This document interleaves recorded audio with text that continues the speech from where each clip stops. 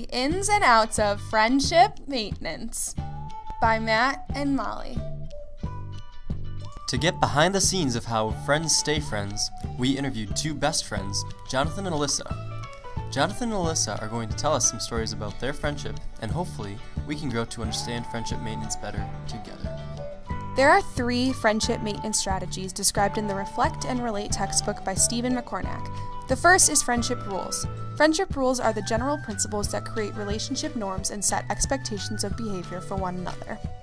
As suggested by researchers Diane Felmley, Elizabeth Sweet, and Colleen Sinclair, oftentimes cross-sex friendships have different expectations for friendship norms. Communicating about these perceptions of friendship is especially important in maintaining intimacy. Similar conclusions were made by Robert Furman, Dorothy Flanagan, and Mike Matamoros in their study. The second maintenance strategy is shared activities. Shared activities is exactly what it sounds like. Things that both friends enjoy doing. Let's take a look at what shared activities Jonathan and Alyssa have bonded over. As underclassmen, we ran in the same circles quite a bit. And so it was relatively easy. Both going into the health field, we had similar classes. And so really, I would say we were able to maintain our friendship through similar classes and our similar friend groups. The final maintenance strategy is self-disclosure. This means sharing thoughts, feelings, and life events with each other.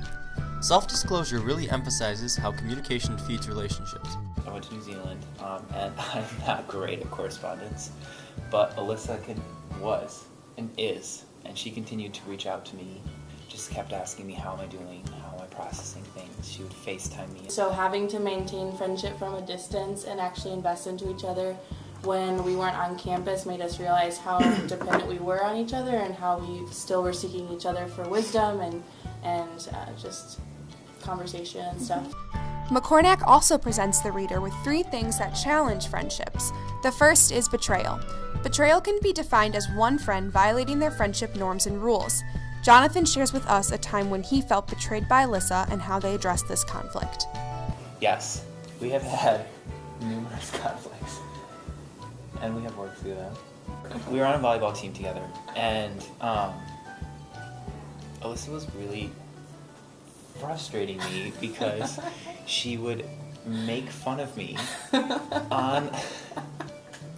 in front of our whole team. We were on the same team, and of course, Making me sound horrible.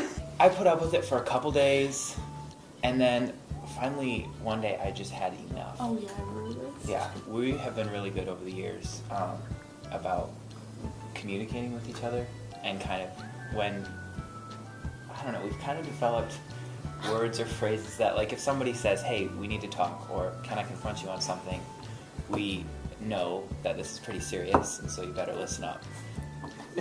I just told her how she made me feel, and I don't know if she saw immediately, but she was very empathetic to my feelings and how her actions may have contributed to that, and that was great. The second thing that often challenges friendships is geographic separation, or when distance strains a relationship. Alyssa and Jonathan studied abroad during different semesters and experienced this strain firsthand. When I went abroad, Johnny still wasn't amazing at correspondence, but a lot of people aren't when you go that far away. But then I really realized who actually was contacting me, so even though our conversations weren't as frequent, when we did have conversations, it was really good. When I was going through something, I knew I could call and FaceTime and depend on that. And I think having that mutual experience too of you had gone and understood that friendships look different when you're abroad, and so then when I went abroad I realized that too, and so we just had that mutual grace for one another within that. The final friendship tension is attraction. Attraction occurs when one friend develops romantic feelings for the other. Researchers Guerrero and Chavez analyzed how attraction affects friendship in their exploratory study of relationships. The overall findings report that the tension between one friend liking the other, when the other considers the relationship completely platonic, causes less time together and less self-disclosure behavior. These both have negative effects on the friendship. Communicating about one's feelings and addressing next steps is important in overcoming the hurdle of attraction. With these strategies in mind, we challenge you guys to go out and maintain your relationships even better. Thanks for watching!